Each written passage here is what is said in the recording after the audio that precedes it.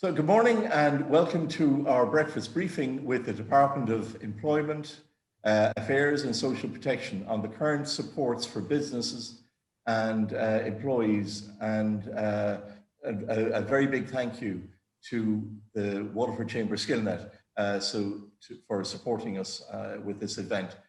I had the pleasure of receiving this talk at a recent Chambers Ireland event. And I was delighted when Siobhan accepted our invitation to come to Waterford along with her colleague, Brendan. And I'm just after realizing that Brendan is actually a Waterford man as well. Brendan hails from Lismore.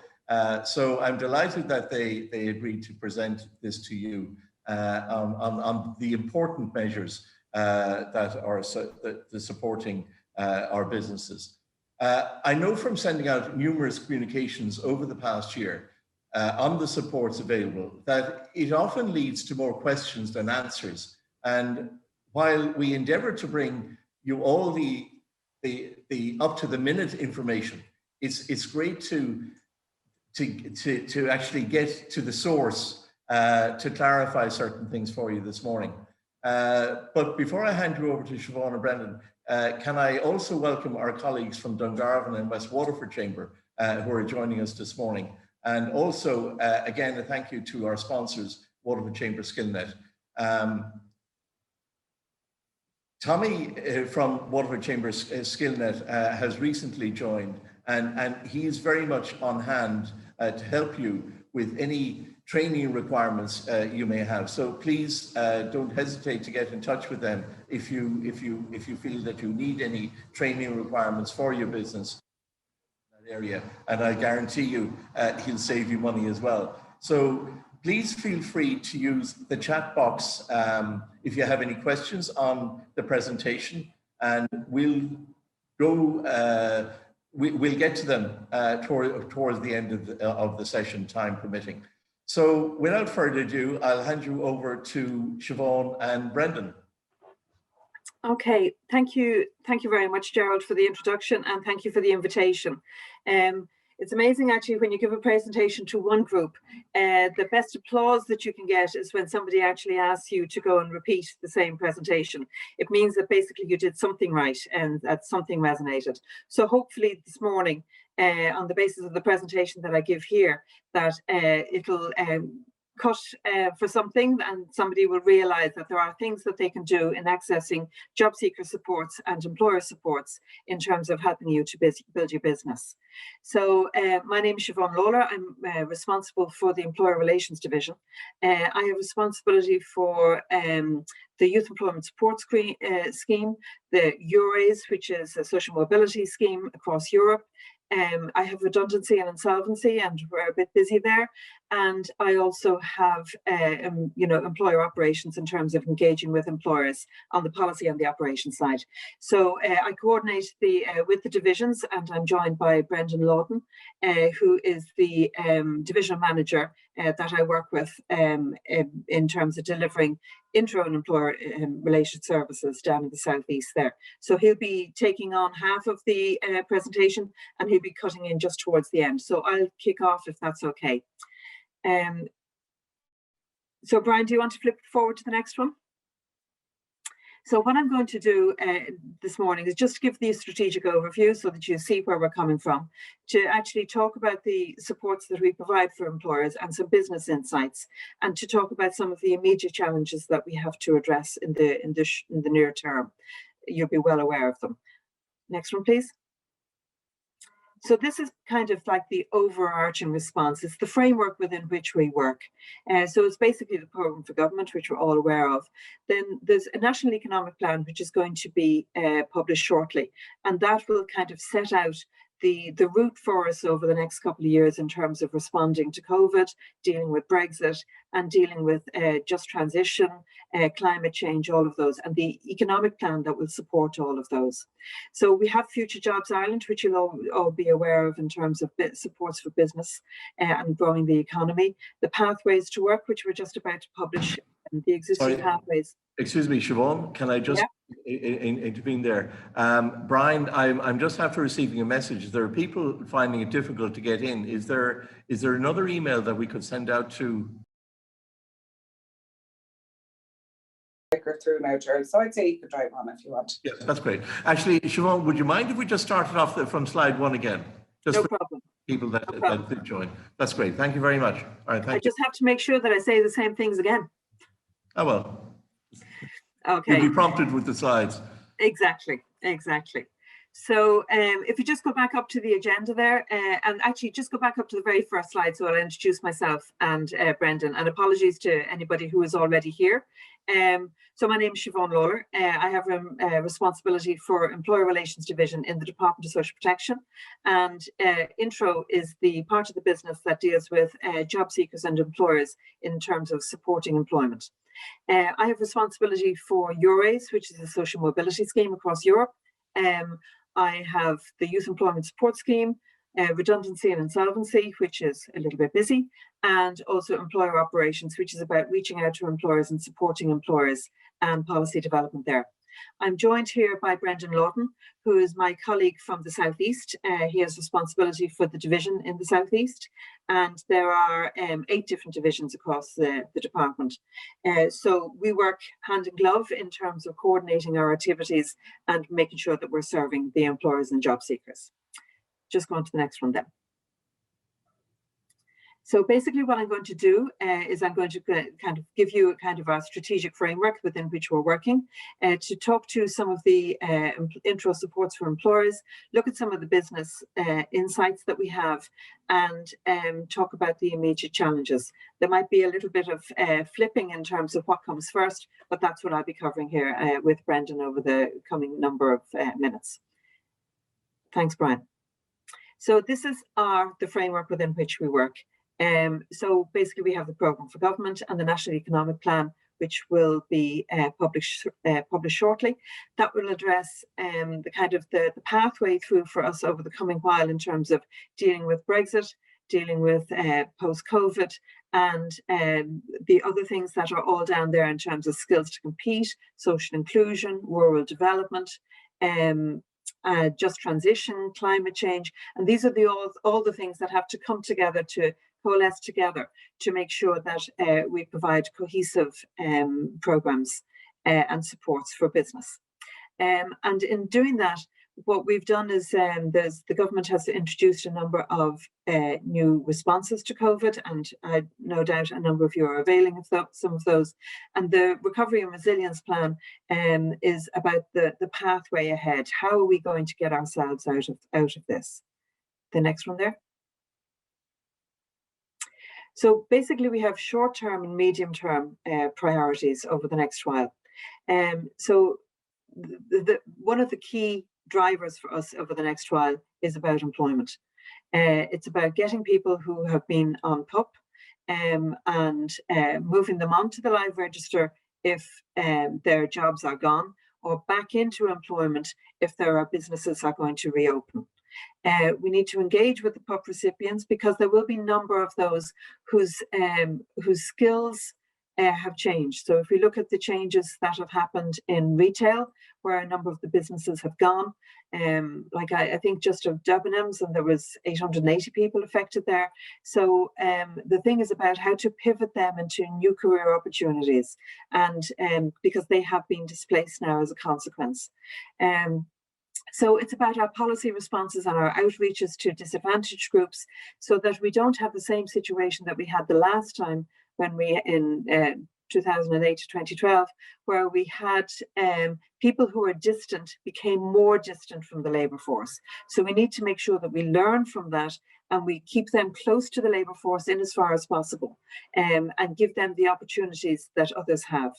And then there's the longer term priorities, which are again about the disadvantaged and inactive people, and looking at what we need to do to build more sustainable employment.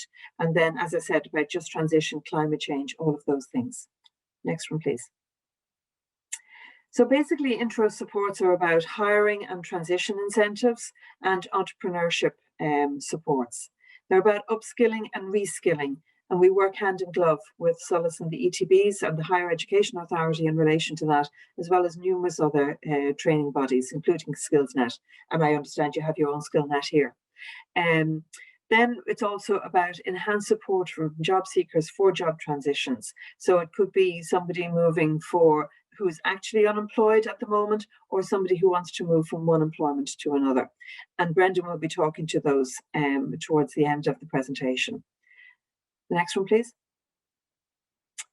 So at the moment, if we look at where we are, in terms of the insights that we have our Jobs Ireland platform, and that is basically a recruitment platform for job seekers in Ireland, and it's the employers that we work with. So in terms of the knowledge of that, there's about 73% knowledge of that, but only 20% of employers have used that. Now, that Jobs Ireland is linked in, our case officers work with the job seekers in terms of promoting job opportunities on Jobs Ireland, because one of the things that we do there is that we promote the supports and services that are available to job seekers on that, so that it's constantly refreshed, and it's once somebody is logged in there, they will get updates on things that are available. So it's a very important place for job seekers to go to, but employers are not using it enough. Now, it's a free to use platform. You don't have to pay. You don't have to pay click per pay or pay per click or anything like that.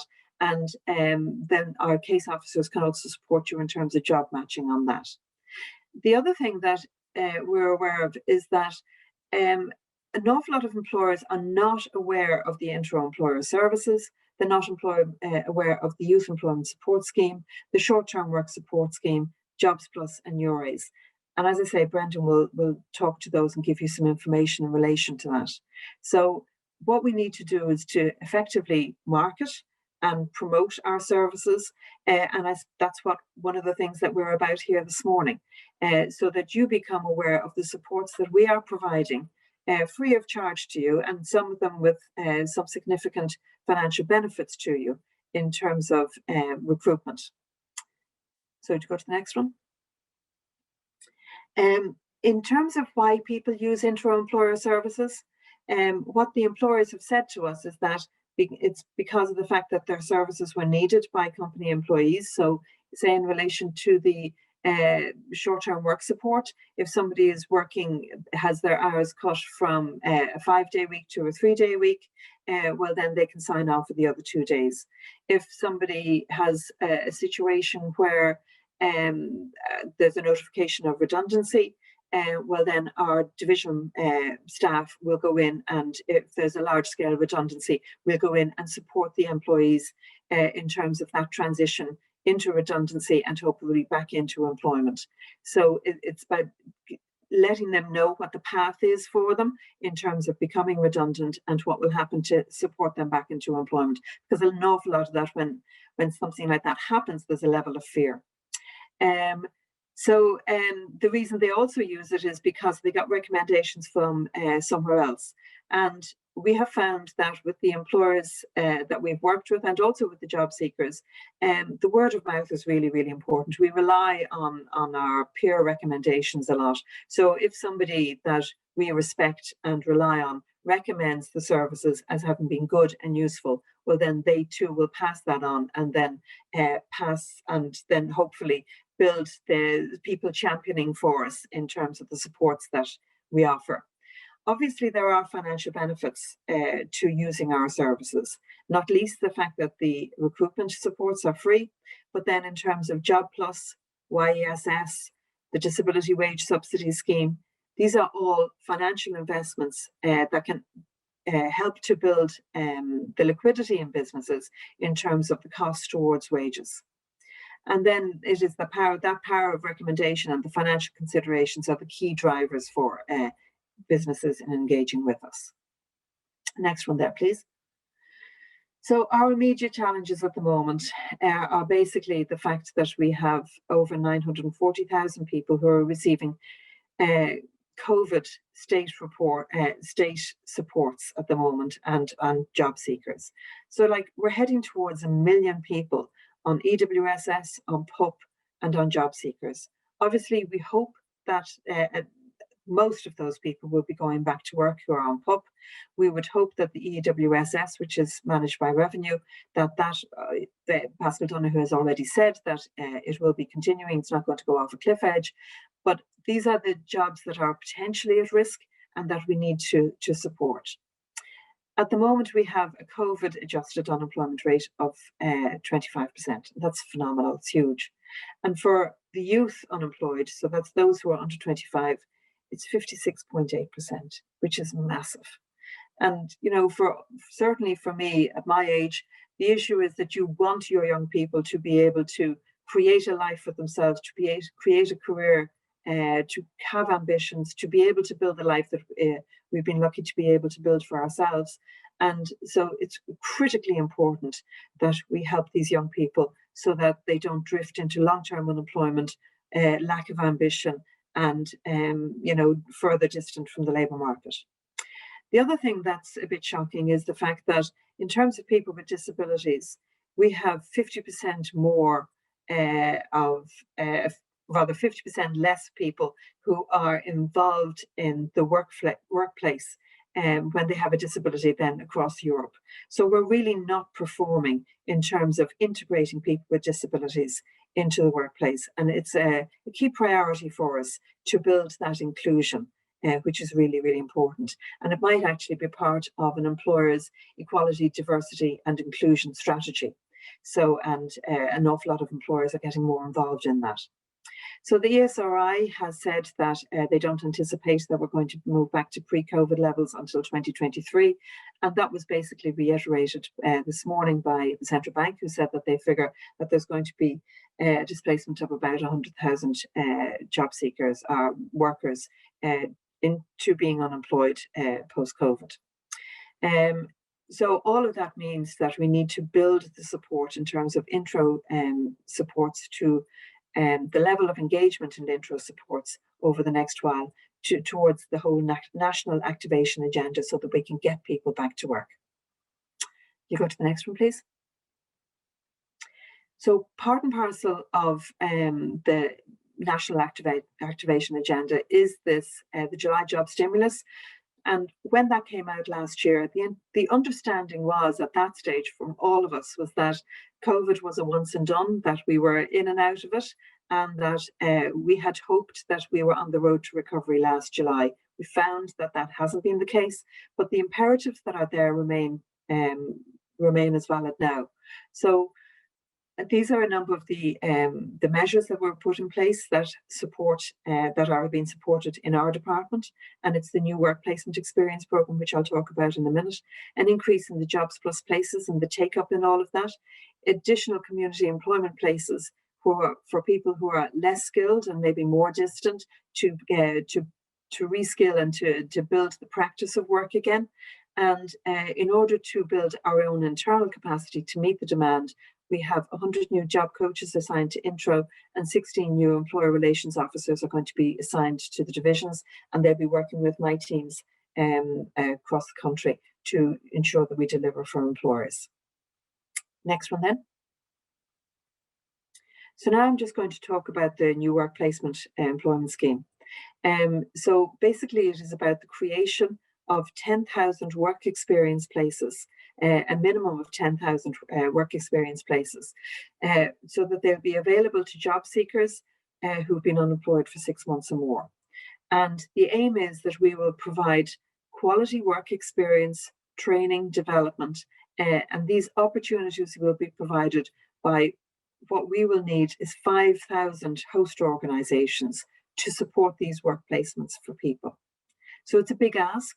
But it is about the scale of the demand that we need, or the scale of the imperative that we need to deliver on in terms of getting people back to work. Next one, please. So it'll be 6 months in duration, and the participation of the job seekers who are involved in it will be voluntary. And the reason we're doing it so that it's voluntary is because we need to make sure that no employer who is acting as a host for these placements is going to be compelled to have somebody who doesn't want to be there. So that there has to be good motivation on the part of the host organisation but more especially on the part of the person who's participating in the scheme, because the person who's motivated and eager to get involved in it is going to achieve more, both for themselves and for the host organisation.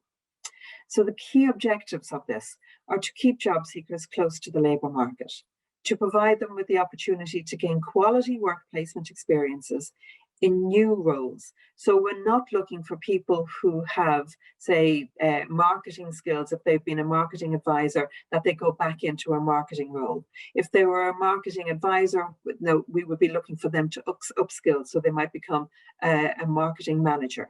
If they were working in a restaurant and they have all of the skills necessary to be a waiter or a server, well then we would be looking to see, well, what additionalities can they do so that they're building their skills. So it's not about reusing existing skills, but actually building new skills. And that's really, really important in terms of the quality of the work experience.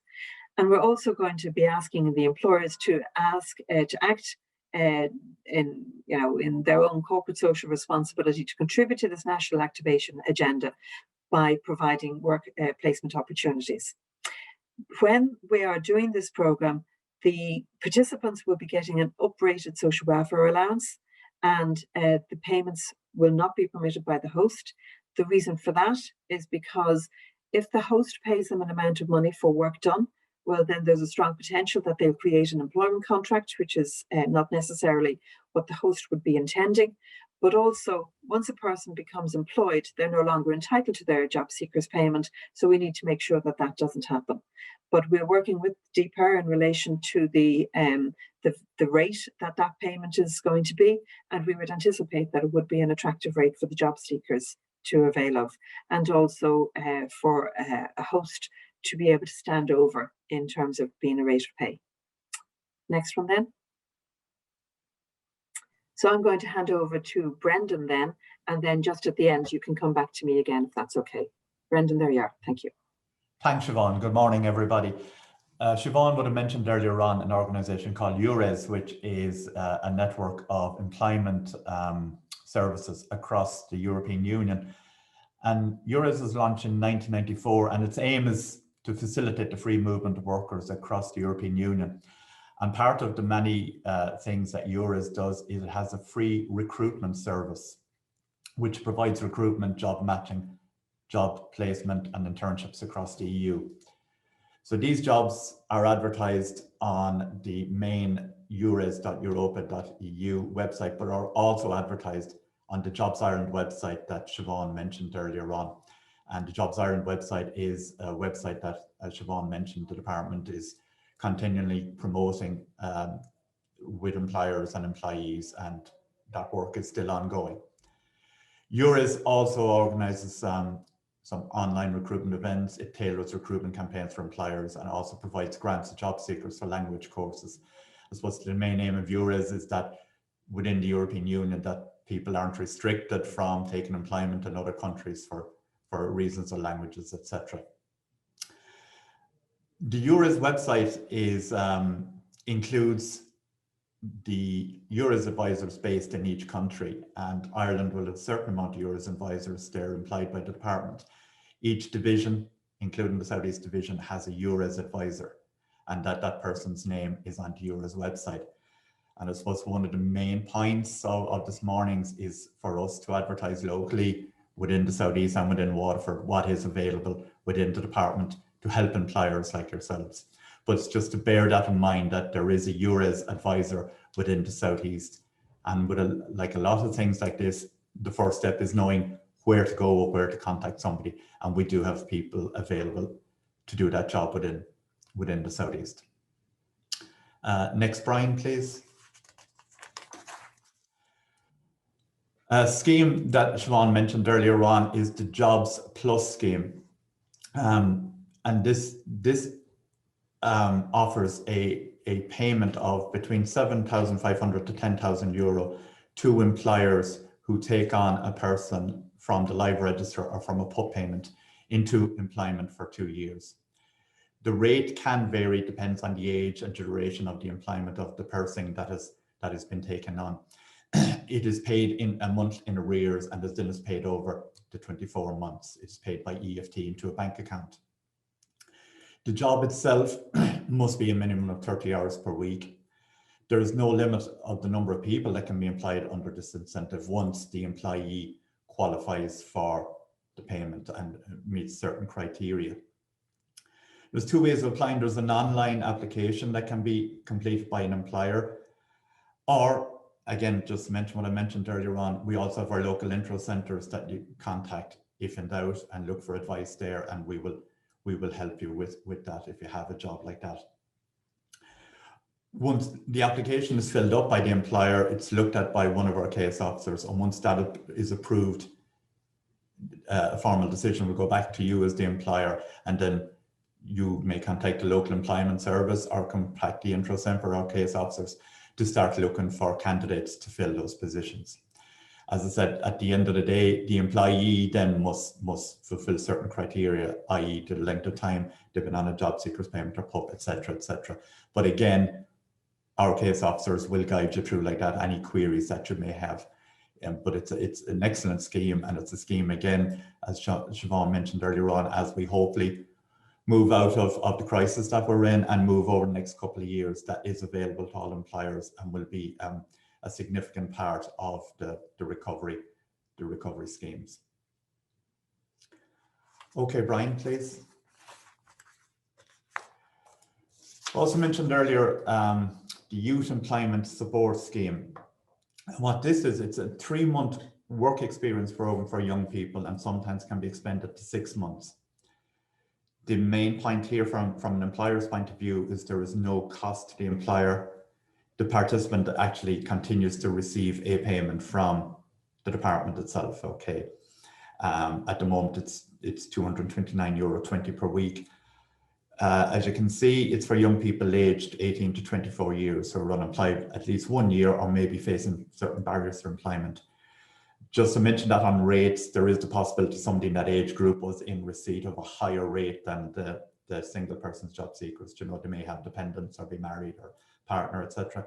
And they will get the rate that they had before plus a top up of €22.50. So it's just if there is cases like that they don't lose out financially, obviously.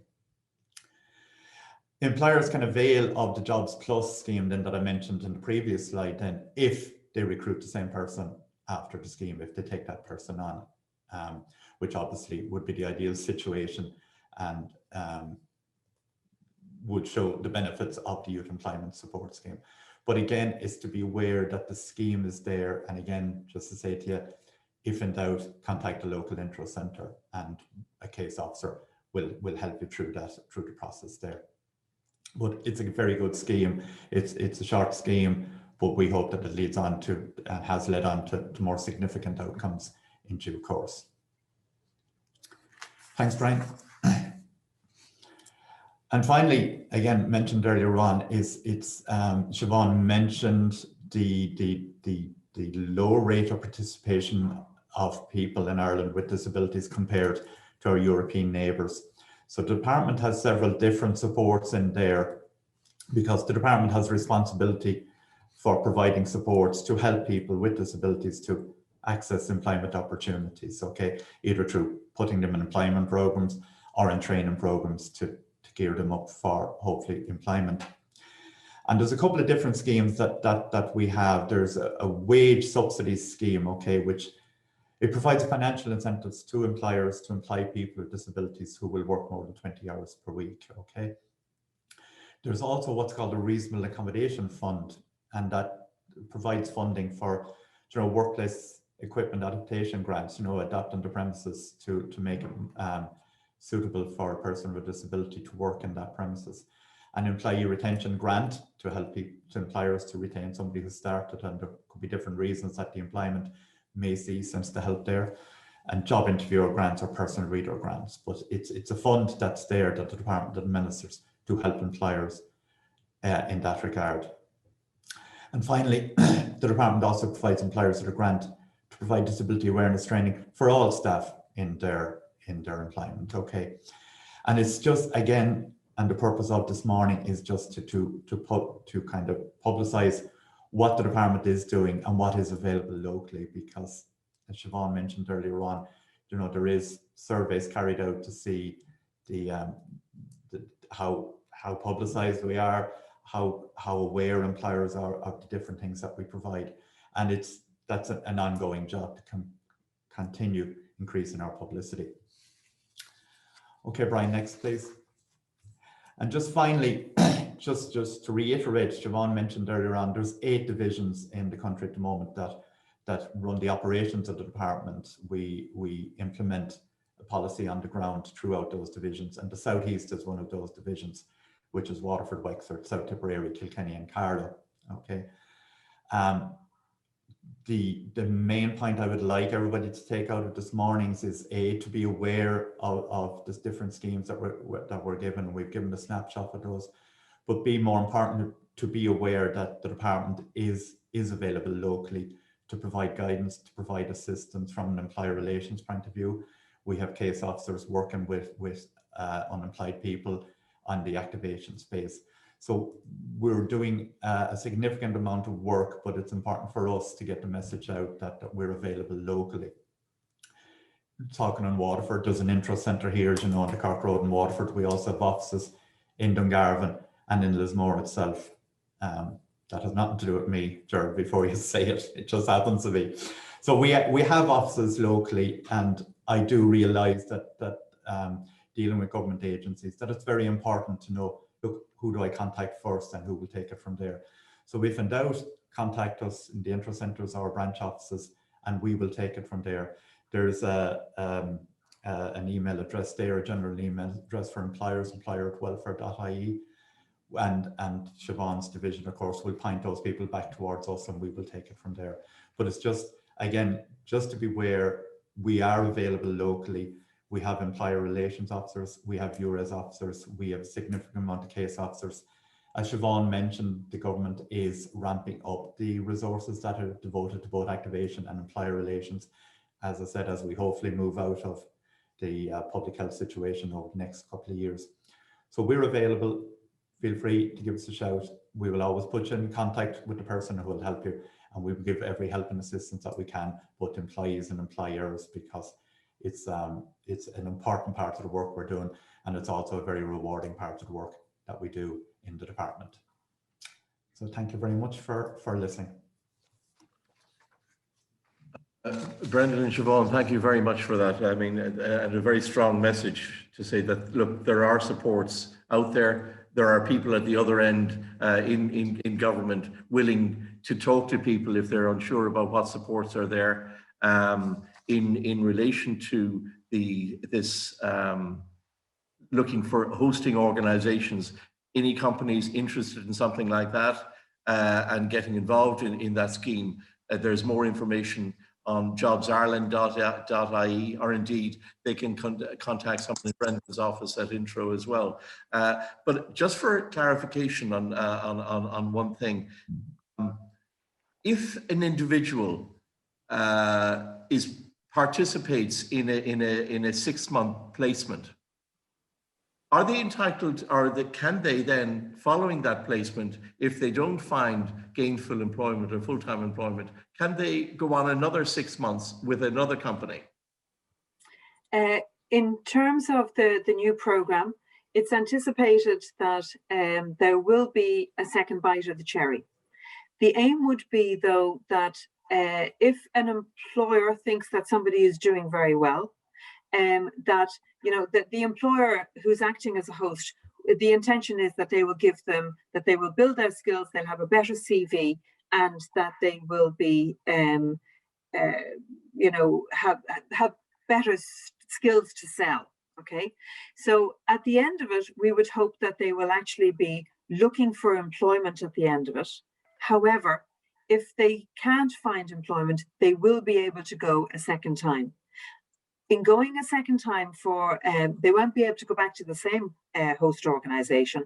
They would have to go, and it might be slightly different, or it might be, you know, something that is not the same again, because the aim is progression.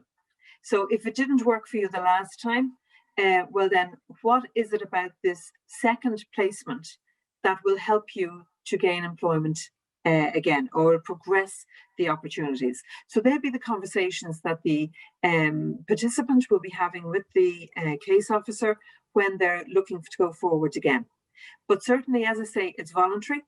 And once an employer as a host is willing to take on somebody, well, then we won't stand in that way.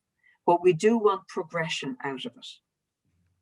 That's great. Thanks very much. Sorry to interrupt there, Gerald, but there's just a question there. And if anybody has questions, if they want to put them into the Q&A box.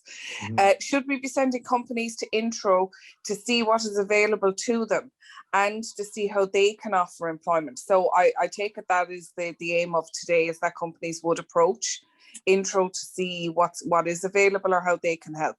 Yeah, in terms of the work placement, we actually have a dedicated email for that at the moment. So it's wpep@welfare.ie.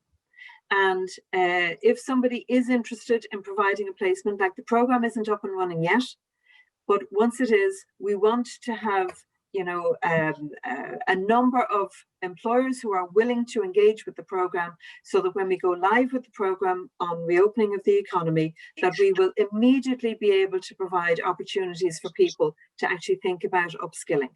And the same in relation to Jobs Plus.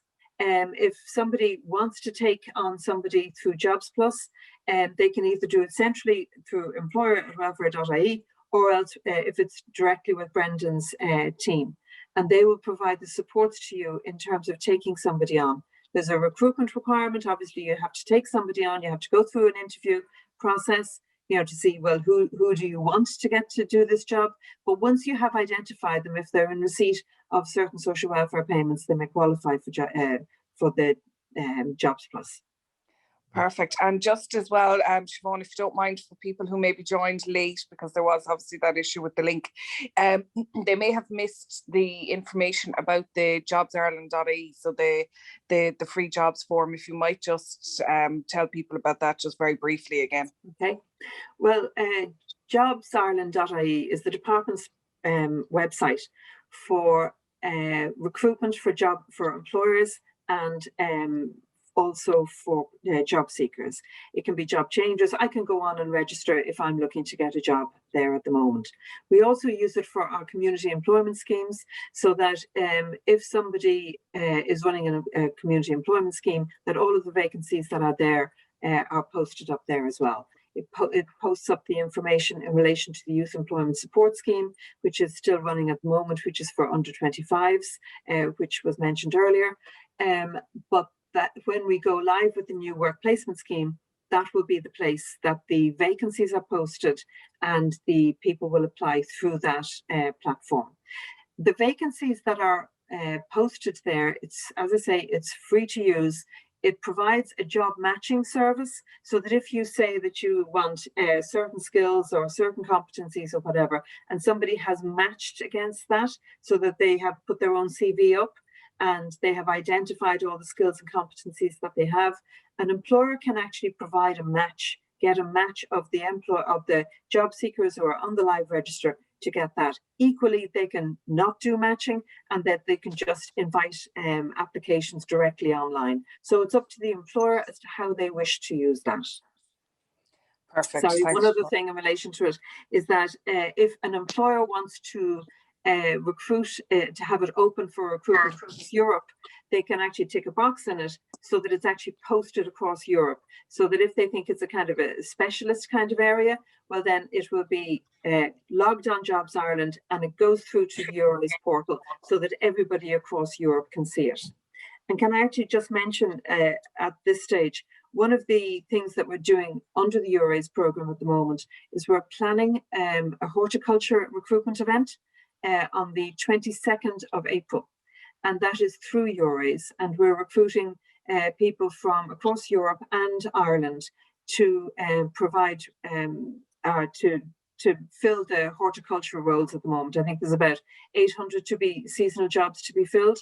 And so just as we did Help to Harvest last year, we're doing Help to Harvest this year, except that we're doing it on a virtual platform. So that's part of our Work and Skills Week, which I'll talk about just in a minute. Perfect. And Sorry, now just another couple of questions, if you don't mind. First of all, when did the schemes go live? All of the schemes are currently live apart from the work placement. So Jobs Plus is there, Youth Employment Support is there, Disability Wage Subsidy Scheme is there, and all of those are currently available. And if you are in the Waterford area, in the southeast area, well then those supports can be accessed through your local Intreo centre. Or, as I said, use employerwelfare.ie and we can pass it on. Perfect. And then somebody just has 3 questions. So read the work placement experience program. Do hosts have to pay into this scheme? Not at all. No, it's free to the employer. Read the aim Jobs is Plus. that the employer is going to act as a host, provide a quality work experience, provide the supervision to enable somebody to build their skills, and provide a mentoring to enable somebody to build their career, to understand what they're learning, to help them in their reskilling, to help them and pivot into a new sector or develop new skills. Okay, and the second part of that question, read the Jobs Plus scheme. Is there a clawback on the monies received by the host if the role had to be terminated within the first 2 years? Not at all. Not at all. Okay, and the last part, what key requirements must companies fulfill to become a host? On the work placement, basically what they have to do is that they can get 1 person in 10. So if they have a workforce of 10, that they'll be able to take on 1 person, because it's important that that the person in the work placement is part of a team, so that they learn the work environment, they learn the skills of the work environment, and that they have support of the team, because we learn more with people than we do when we're on our own.